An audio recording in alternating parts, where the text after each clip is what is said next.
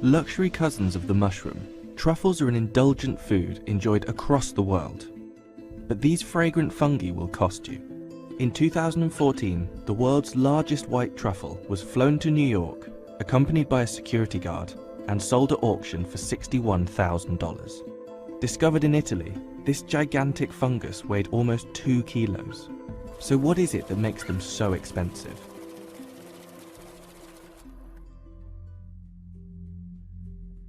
There are a lot of types of truffle. There are at least 40 species, many of which aren't edible, and new species have been discovered as recently as 2018.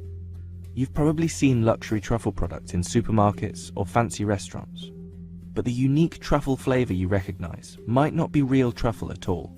Cheap truffle oil often hasn't been anywhere near a real truffle. Many cheaper truffle products use 2,4-dithiopentane, a synthesized compound containing one of the main aromatic components of foot odor, guaranteed to give it that earthy taste. Real truffles are seasonal and pricey, with a short shelf life.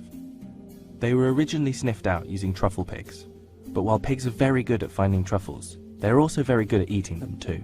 And these days, dogs are much more common truffle hunting companions. These fungi can be found across the world, but they all require a very specific climate to grow.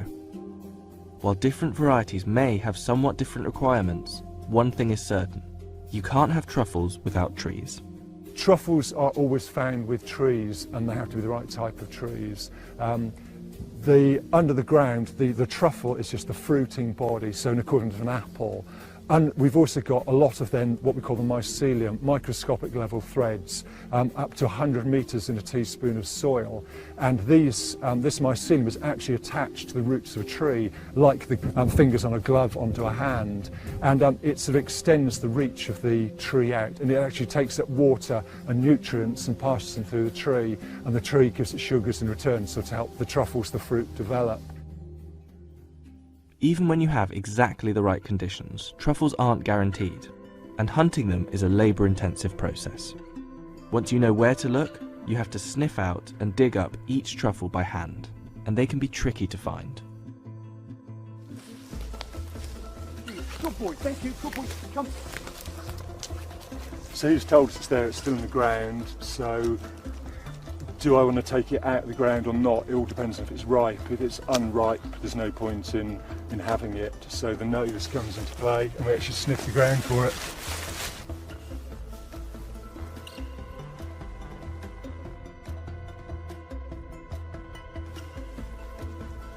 It may take a while, but finding a good one can make it worth the work. Yeah, that's a nice one. Yeah, that's probably about 70-80 grams.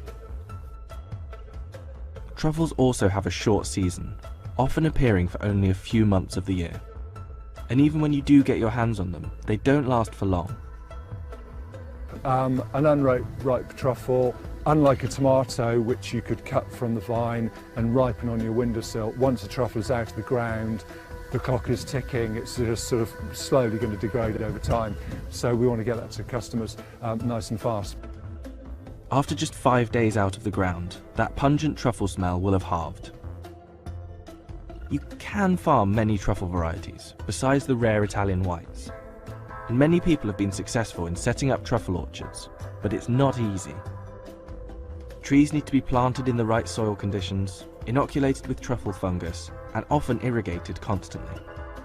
It can take as long as 6 years before you get a good truffle harvest, and there's no guarantee that the fungi will grow at all.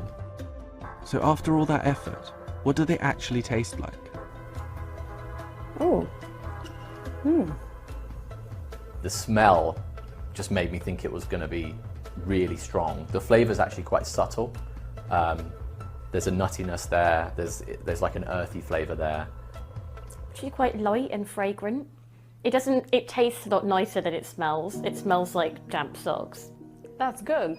I mean, this is the first time I actually eat a truffle by itself. You know, it's a bit like mushroom, but it's more of a meaty bite. These days, farming has taken over as our primary source of truffles, and today 70% of the world's truffles are cultivated. Through the loss of woodland and climate change, the number of wild truffles has decreased significantly. Since the 19th century, production in France has fallen from over 1,000 tonnes a season to just 30 tonnes, and climate change could mean that truffles will disappear altogether in the future.